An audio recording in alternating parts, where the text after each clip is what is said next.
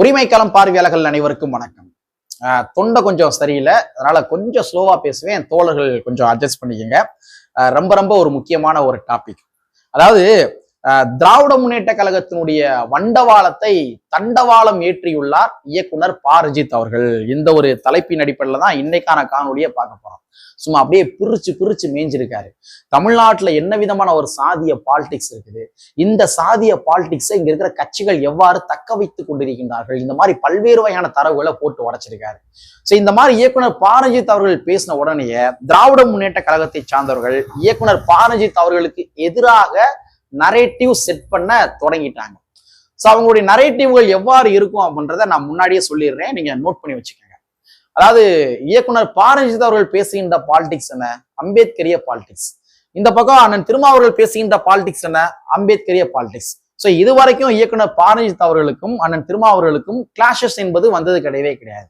ஆனா நம்ம திமுகவை சார்ந்தவர்கள் என்ன பண்ணுவாங்க அப்படின்னா, இயக்குனர் பாரஜித் அவர்கள் அண்ணன் திருமாவர்களோட ஒரு பெரிய ஆளா, இயக்குனர் பாரஜித் அண்ணன் திருமாவர்களுடைய ஐடியாலஜியோட அதிகமா தெரிந்த ஒரு நபரா, அண்ணன் திருமாவர்கள் பேசுகின்ற அம்பேத்கர் பாலிடிக்ஸோட பாரஜித் என்ன அவ்வளவு பெருசா பேசிட போறாரு, எங்களை பொறுத்த வரைக்கும் இயக்குனர் பாரஜித் எல்லாம் வேஸ்ட்டுங்க, எங்களுக்கு திருமானே தாங்க ஒரு பயங்கரமான ஒரு இன்டெலெக்சுவல் பர்சன் அப்படின்ற மாதிரி என்ன பண்ணுவாங்கன்னா, திருமா விசஸ் பாரஜித் அப்படின்ற மாதிரி ஒரு பேட்டர்ன் என்ன பண்ணுவாங்கன்னா சமூக வலைத்தளங்கள்ல உருவாக்குவாங்க. நீங்க வேணா பாருங்க, இது நடக்கும். யாராச்சும் ஒரு ஆள் வீடியோ போடுவாங்க, யாராச்சும் ஒரு ரைட்டை எழுதுவாங்க, இவங்க சொல்லுவாங்க எங்களை பொறுத்த வரைக்கும் திருமாதாங்க பெரிய அறிவு ஜீவி, ஆனா இயக்குனர் பாரஜித் வேஸ்ட்டுங்க அப்படின்னு சொல்லி ஓப்பனாவே எழுதுவாங்க. அதன் மூலமா திருமா விசஸ் பாரஜித் மாதிரி ஒரு நரேட்டிவை திட்டமிட்டு உருவாக்குவாங்க. ஆனா கடைசி வரைக்கும் இயக்குனர் பாரஜித் அவர்கள் முன்வைத்த குற்றச்சாட்டுகள் எதுக்குமே அவங்க பதில் சொல்லவே மாட்டாங்க. இது நடக்குதா இல்லையான்னு பாருங்க, சரிங்களா? சரி, இன்ட்ரோடக்ஷன் ரொம்ப நேரம் கொடுத்துட்டேன். இயக்குனர் பாரஜித் அவர்கள் அப்படி என்ன பேசினாரு, அப்படி என்ன வண்டவாள தண்டவாளம் ஏத்தினாரு அப்படின்றத இந்த காணொலியில பாத்திரலாம். கூடவே நிறைய தரவுகளை பாத்திரலாம். விவாதிப்பதற்கு பல்வேறு வகையான தரவுகள் இருக்கின்றது. அது என்னவென்று இந்த காணொலியில கொஞ்சம் டீட்டெயிலா பாத்திரலாம். நண்பர் அனைவருக்கும் இளம் பெருவழுதியின் இனிய வணக்கம். இனி ஜென்மத்துக்கும் என்னால குனிய முடியாது, அதனால நாங்க சண்டை போட போறோம். ஒரு 2 நாட்களாக சமூக வலைத்தளங்கள்ல இயக்குனர் பாரஜித் அவருடைய ஒரு வீடியோ பயங்கரமா வைரல். அதாவது KLF என்று சொல்லப்படுகின்ற ஒரு ப்ரோக்ராம். அந்த ப்ரோக்ராம்ல கேஸ்ட் கேமரா அம்பேத்கர் அந்த ஒரு தலைப்புல இயக்குனர் பாரஜித் அவர்கள் என்ன பண்றாரு, உரையாற்றுறாரு. சோ அந்த உரையில தமிழ்நாட்டினுடைய அரசியல் களத்துல சாதி இருப்புகள் எவ்வாறு இருக்கின்றது, சாதி இருப்புகளை எப்படி எப்படிலாம் தக்க வைக்கிறாங்க அப்படின்றத அவர் போட்டு உடைச்சிட்டாரு. சோ அந்த வீடியோ தான் சமூக வலைத்தளங்கள்ல பயங்கரமா வைரலா போய்க்கிருச்சு. சோ அந்த ஓவரால் ஸ்பீச்ல இயக்குனர் பாரஜித் அவர்கள் பேசுற அந்த ஓவரால் ஸ்பீச்ல நாம ஒரு 2 விஷயத்தை மட்டும் தான் நோட் பண்ணி வச்சிருக்கோம். சோ இந்த 2 விஷயத்தை மையப்படுத்தி தான் நாம டீகோடிங் பண்ண போறோம். இதை நம்ம டீகோடிங் பண்ணாலே இயக்குனர் பாரஜித் அவர்கள் பேசின அத்தனை விடயங்களுமே நம்ம ஓவரா கவரேஜ் பண்ணிடலாம், சரிங்களா? சோ அவங்க இயக்குனர் பாரஜித் பேசின 2 விடயங்கள்ல முதல் விடயம் என்னவென்றால், உனக்கு ஏன் பிஜேபி, அதான் நான் இருக்கேன்ல, இந்த பாலிடிக்ஸ் திமுக செய்யறாங்க.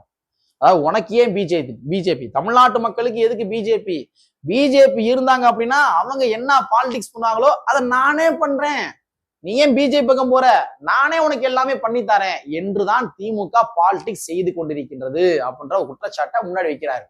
அதாவது திமுக என்ன பண்ணணும், பிஜேபி செய்கின்ற பாலிடிக்ஸுக்கு எதிர் பாலிடிக்ஸ் பண்ணணும். பிஜேபி என்ன பாலிடிக்ஸ் பண்ணுதோ, பிஜேபி தமிழ்நாடுல இருந்துச்சுன்னா என்ன பண்ணி தருவாங்களோ அதை திமுகவே முன்னாடி பண்ணி தரக்கூடாது, கரெக்டுங்களா? ஆனா திமுக அதை செய்யுது. உதாரணமா ஒண்ணு சொல்றாரு, வட மாநிலங்கள்ல பிஜேபி என்ன பாலிடிக்ஸ் பண்ணுவாங்க, பசுக்களை நாங்கள் பாதுகாக்கிறோம் அப்படின்ற மாதிரி பாலிடிக்ஸ் பண்ணுவாங்க. சோ இதே பாலிடிக்ஸ் தமிழ்நாட்டுல திமுகவும் பண்ணுது. சில வருடங்களுக்கு முன்பாக திமுக என்ன பண்ணாங்கன்னா, சாலைகள் அப்படின்ற மாதிரி ஒரு சாலைகள் அமைச்சாங்க. பசுக்களை பாதுகாப்பதற்கென்று ஒரு சாலைகள் திமுக அமைச்சாங்க. சோ பிஜேபி தமிழ்நாட்டுல இருந்துச்சு அப்படின்னா என்ன அரசியல் பண்ணுவாங்களோ, என்ன செயல்பாடுகளை செய்வாங்களோ அதை திமுகவே முன்னாடி நின்று செய்து தருகின்றது.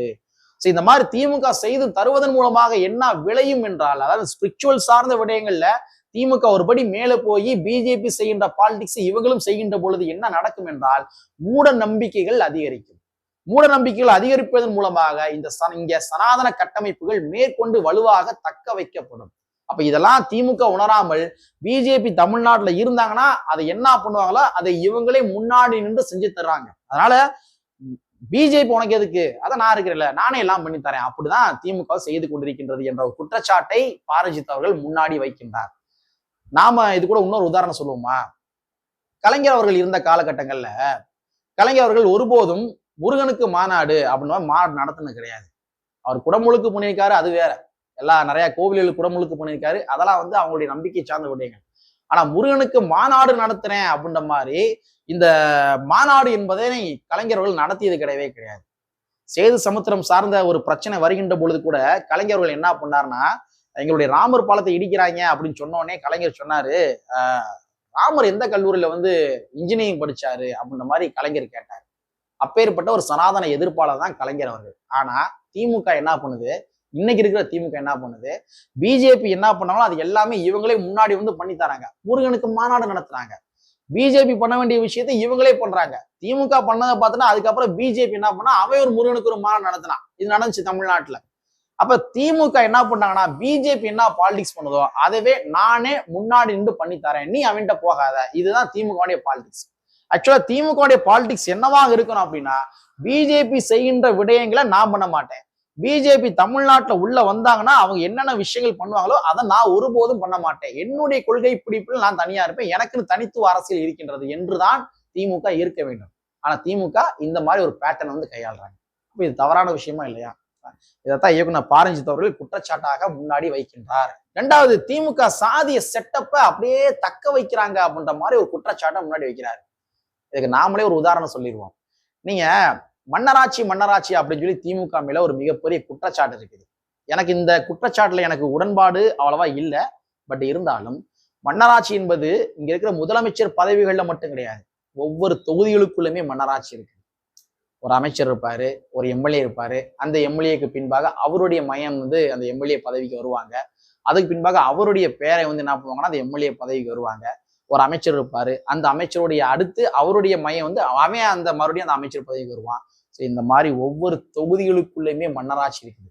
ஸோ இந்த மாதிரி மன்னராட்சிகளை எதற்காக திமுக ஒவ்வொரு தொகுதிகளுக்குள்ளேயுமே தக்க வைக்கிறாங்க அப்படின்னா, அது ஒரு கட்டமைப்பு, சாதிய கட்டமைப்பு. அந்த சாதிய கட்டமைப்பை உடைச்சிடா அப்படின்னா நமக்கு ஓட்டு கிடைக்காது, நம்ம அரசியல் பண்ண முடியாது. அதனால சாதி இருப்புகளை, சாதிய கட்டமைப்புகளை தக்க வைக்கணும் அப்படின்ற காரணத்துக்காகவே ஒவ்வொரு தொகுதிகளுக்குள்ளேயுமே வாரிசு அரசியல் நிகழ்த்தப்பட்டு கொண்டிருக்கின்றது. ஒரு கிராமத்துக்குள்ள போய் நீங்க அந்த கிராமத்துல இருக்கிற ஒரு பொது குளம் இருக்கு இல்லையா, அந்த பொது குளத்துல போய் நீங்க கான்ட்ராக்ட் எடுத்து பாருங்க, உங்களுக்கு கான்ட்ராக்ட் கிடைக்காது. அந்த தொகுதியினுடைய எம்எல்ஏவை தாண்டி உங்களால எதுவும் பண்ண முடியாது. அந்த தொகுதியினுடைய அந்த கட்டமைப்பை தக்க வச்சிருக்கின்ற முக்கியமான நபரை தாண்டி உங்களால எதுவுமே பண்ண முடியாது. அதே மாதிரி நீங்க கோவில் நிலத்துல போய் குத்தகை கேட்டு பாருங்க, தரமாட்டாங்க.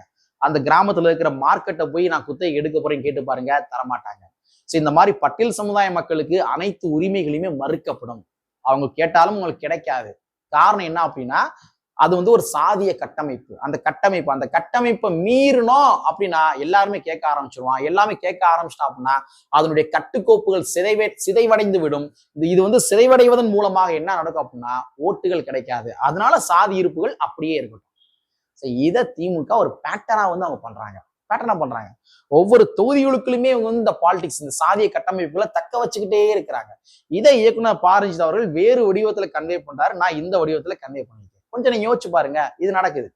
இப்ப புரட்சியாளர் அம்பேத்கர் அவர்களை நீங்க அனைத்து மக்கள்கிட்ட கொண்டு போயிட்டாலே சாதி ஓரளவுக்கு ஒளிந்து விடும். ஆனா இங்க கொண்டு போய் விட மாட்டாங்க. திமுகவும் செய்யாது, அதிமுகவும் செய்யாது.